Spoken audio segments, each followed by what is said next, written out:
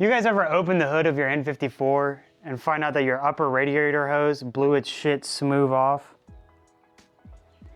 Well, I did. And today we're going to show you how to replace that. So let's get started. First step is to loosen the collar right here. You don't have to pull it out all the way. You just pull it so it's snug using a pick. You can also use a screwdriver. And then you do that. Now keep in mind, it will happen what just happened to me, and that is you will leak coolant absolutely everywhere. It sucks. I like to plug up these holes, so I'm gonna go grab some towels. The next step is to remove the collar that is right here.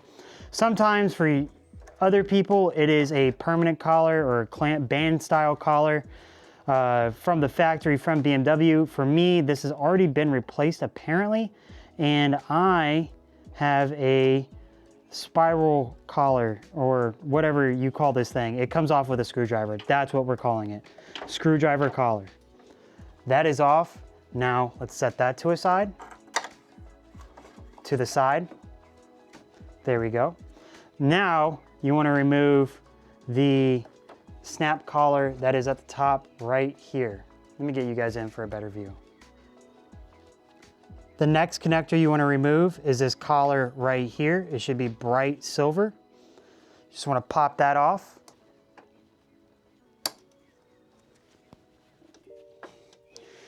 And then from there, you should be able to lift it up like this and walk it out. Boom. It's removed. So looking at it, I'm looking for my point of failure, and it appears my point of failure is around the collar right here. Bringing it up to the camera so you guys can see it. You can see the light blue band around there. So it failed around the collar here.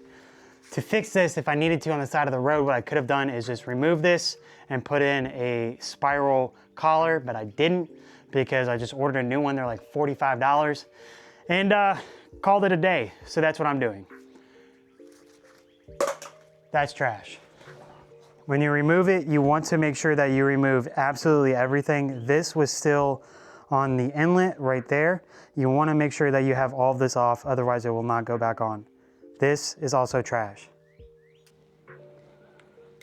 So reinstall is just the reverse of installation.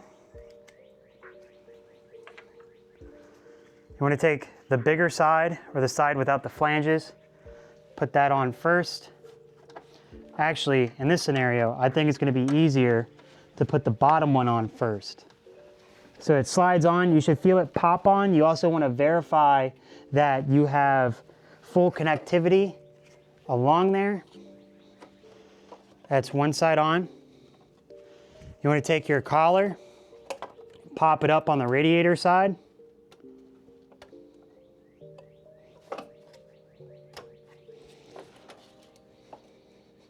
Slide that in after losing all of your coolant.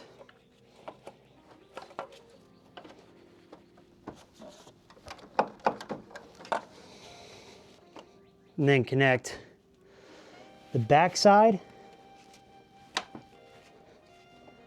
Slide that pin in. Now the hardest side is always going to be the radiator side. It's also the most sensitive. This will be the one that's most prone to breaking. So you want to be as gentle as possible, but also walk this on. And that is on there. How you will know it's on is when you can see it's flush with the inlet. Let me get you guys closer. Here, you can see that that is flush with the inlet. That is also flush with the inlet. And the one at the bottom that you guys really can't see, but you guys get the point. So that is on. Now, you want to take your upper hose, push it in, and screw it on.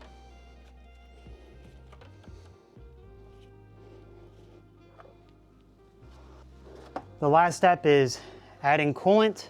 Keep in mind, I am not adding the right coolant. I am adding green. That is because that is all the store had. That is full because that has risen to the top. Once this rises, you are full. You typically want to put Euro coolant in there. You want to make sure your arrows align, and that's good. I spoke too soon. After you've added coolant, you want to bleed the system.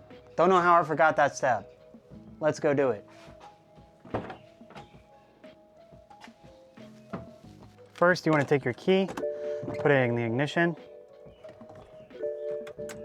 accessories on, hold the gas, turn the heat up, full blast in that heat. And from there, you do that while holding the gas pedal. Your system will start to bleed itself. Let me get y'all a light.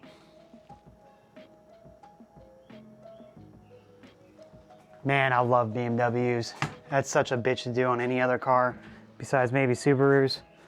But yeah, once that's done, that's gonna run for like 12 minutes. Just remember, you get in, accessories only, full heat, turn off the accessories, so like your radio and stuff like that if you have a weak battery, and then put your foot on the gas pedal for 10 seconds and it will do it. It is an amazing thing. I love that BMW incorporated that because they probably knew we'd be working on their engines a lot.